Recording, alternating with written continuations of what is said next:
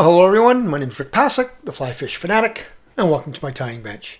Today I'll be tying a staple for any still water, pretty well planet-wide, and that's a leech. This one here I call my Jungle Leech, and the only reason I call it my Jungle Leech is because it's got some jungle cock eyes. It's a pattern I've been using on and off for probably close to 20 years. It's a successful pattern. It's definitely not my top producer. My top producer is my little tiny mini leech, I call them, tied on a scud hook. But this one does this one gets absolutely hammered when the fish are keying in on leeches. This one just gets absolutely hammered, and a lot of times I find that, like I said, they'll just fly at this fly. And one of the main reasons is because of those jungle cock hotspots on it. So I will turn it over. That's what we're going to be tying. Okay, it's a fairly simple fly, but the movement of that soft hackle at the front, the movement of the Marabou, that little bit of sparkle in the dubbing, and then those two jungle cock eyes on the outsides, it just seems to really elicit absolute smashing hits. So, alrighty. So, we will start off today with a Hends BL724 in a size 10.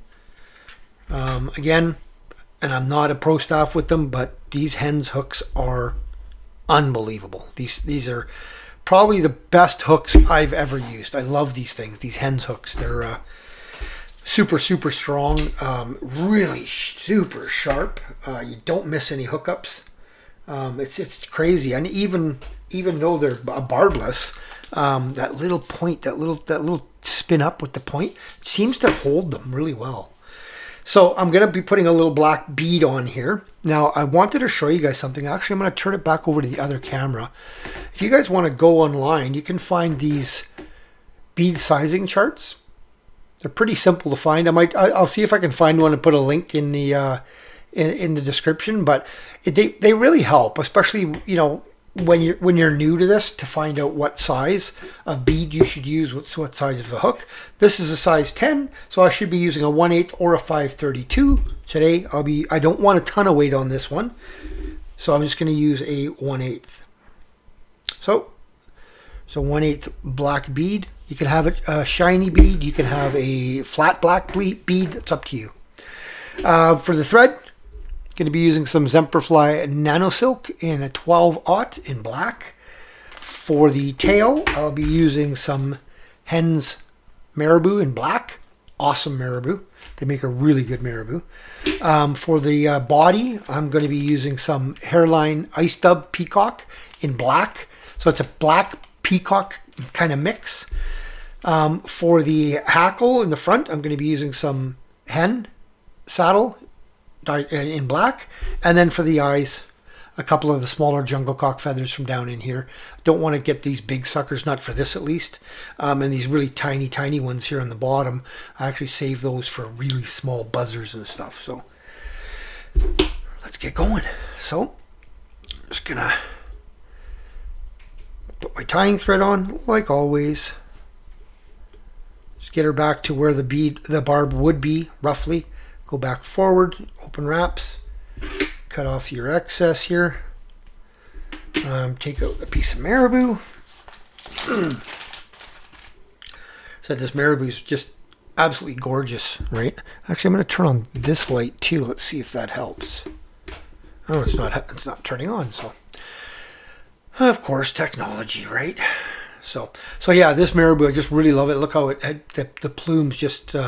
They just got lots of long fibers. Now, I could just take the end like that and boom, right? There's my fly, but that wastes a lot. So what I like to do, what I like to teach people, and a lot of people that tie a lot of flies know this, but for those that are new, you just have your center stem, grab it by the tip, and then you just peel down and then fold those over. Okay, so now we've got this little bunch, and I'll do it again. Peel down on the one side, fold it over, and there's my little bunch. Keep on doing that. Do that 3 or 4 times till you get your desired thickness for the tail that you want. And this way, you don't waste all the rest of this feather. So that's about all I want. So I've used about that much of the feather. I can still use that for another fly, and I got that whole other side for another fly or two. So now I've got my little plume package here, and I'm just gonna I want roughly the length of the shank, if not a little longer, so about 1 1/4 times the length of the shank. So there, that's where I want it. So I'm going to cut about that much off. And I'm just going to pull out some of this under fluff on the end where I'm tying it in. And that's it. I can just tidy that up again with a scissor. Just lay that right in behind the bead, catch it in. Couple of good turns, and then just go back and open wraps back to the tie-in point, which would be where your barb would be if you had a barbless hook. Lift the tail, go in behind it and over. Lift the tail, go in behind it and over. If you're quick, you can just do that. Just helicopter underneath it like that. Okay. I'm going to try to turn this light on again. I don't know what's going on with it, but 1 second here, guys. I'll try to figure out quickly what's going on, because it will be a little bit better lighting for you guys if I can figure it out. One more try. No, things given to ghost. So to help with this, I like giving just a little, wet my fingers a bit. Just get that Marabou under control. Okay, that way it's a little bit out of the way there, right? So now I'm just going to go back up and back to the back again. I'm going to do a counterclockwise spin on my thread. And that way I'm flattening my thread out, because I'm going to do a dubbing loop with a split thread technique. Now, if you don't want to do split thread, do a dubbing loop. Don't want to do a dubbing loop, make yourself a dubbing brush. If you don't want to do that, wax your thread and just dub it on by hand. That's totally up to you. I just find the result that I get doing this a little bit better. So just going to wax both sides, inside and out. Take a little bit of my Hairline Peacock Black dub. It's got this real nice shiny green kind of hue to it. Let's see if you can. It's kind of a greeny black. So just a little bit more there. Let that. So now I let go. Now it's squeezed in between the thread. Just going to shorten that up a bit there. And then I will give myself a clockwise spin. Don't let it go. Clockwise spin. And then I just can let it go there. Let it take the spin. And then I can come up and let this actually do it while hanging. So it's just doing its thing there.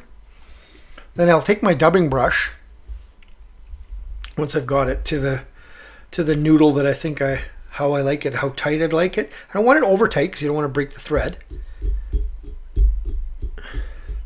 And I'm just going to pick some of this the loose stuff out, but I also want this stuff to be splayed sideways, right? The stuff that is in there. So you see how that's kind of splayed sideways like that.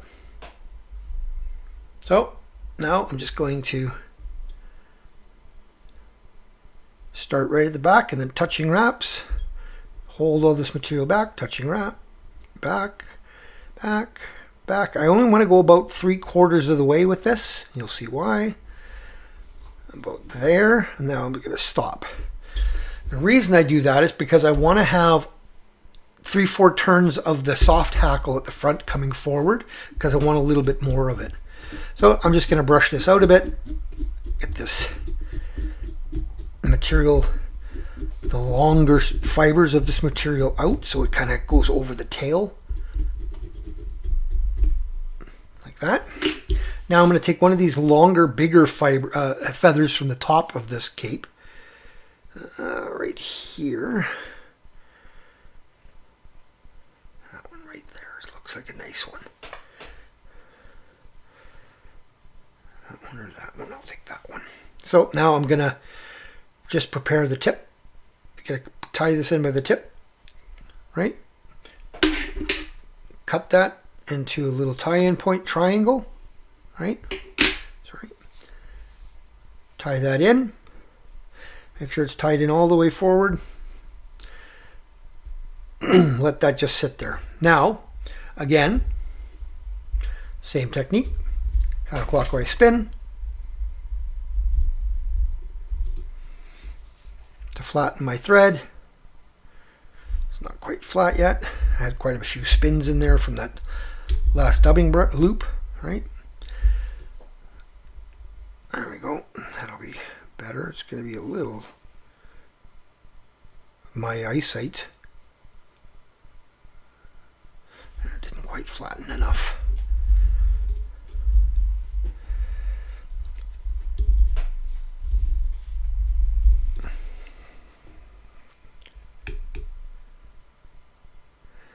That's the nice thing with these Nano silks, GSPs, anything like that. They usually split quite easy, but I'm having a tough time seeing because of that, not having that light. So I'm just gonna do it the other way. I'm just gonna wax my thread, get a good wax coat on it, and just put my own little noodle on.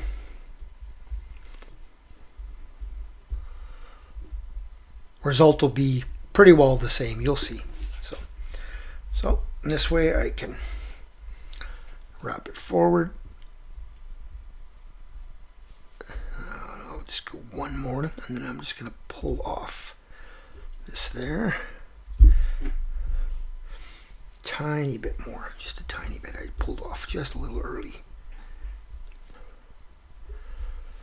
Just want to get right behind that bead there. There we go. So now I'm going to take my hackle, train the feathers back. I'm going to put one wrap right there in the middle-ish or 3/4 of the way up.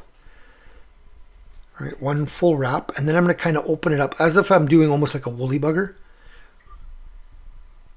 All right, just open it up just a little bit. I'm going to come forward just a little, and then I'm going to come forward just a little, and then I'm going to put at least 2 wraps depending on the feather. 2 wraps right behind the eye.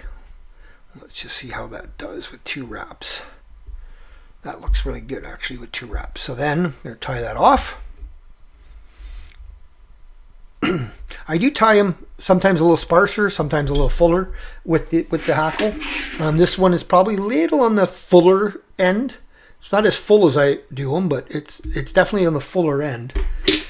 Right, so now just make sure I got that tied in really well. Give that a brush to clean that all up, just to make sure those fibers are touching, like sticking together, because sometimes these soft hackle can do that. So now I'm gonna get myself a couple of little jungle cockeyes here. Now depending, sometimes you can get the artificial jungle cockeyes. Some of them are really good. Some of them are absolute garbage. I honestly prefer the naturals myself for this kind of fly.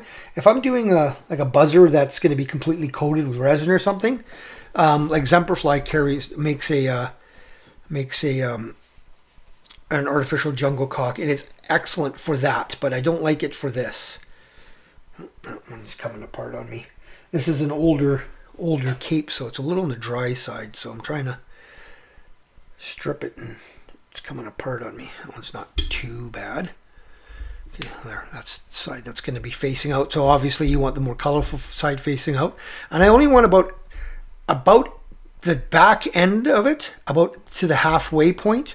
Don't want it quite to go to the full length of the soft hackle, so about there and right on the center line, and if anything a little bit up, facing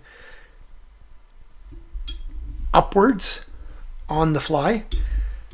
If anything, straight to up is what you want. Okay, so now I've got that tied in. I'm gonna just nip off that piece. I'm gonna get my next jungle cock feather here.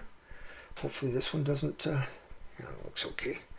Didn't come apart on me. So now, unfortunately, I'm gonna have to turn it just so I can see where I want to lay it, but once I've got it laid where I want, I'll turn it so you guys can see that's about where I want it, right about there.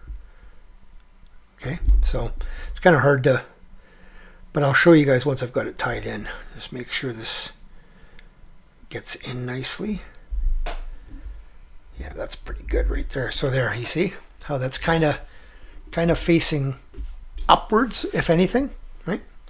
So now again, a couple of tighter wraps, maybe one in front, cut off that stem.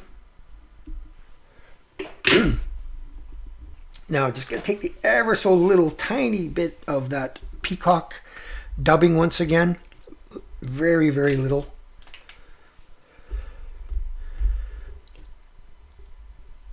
Just put it right in there, just more than anything, just to cover those that tie-in point. Okay, a little bit of whatever brand of head cement you like. This is just some Sally Hansen's onto the Nano silk. Whip finish, and we're done. Hold these fibers back if possible.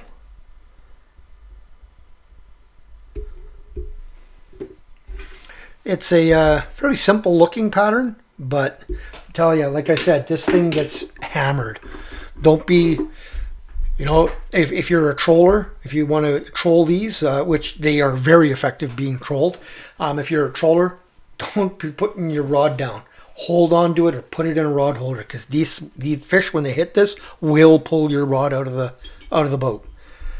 All right, so just give it one last little brush just to make it blend better.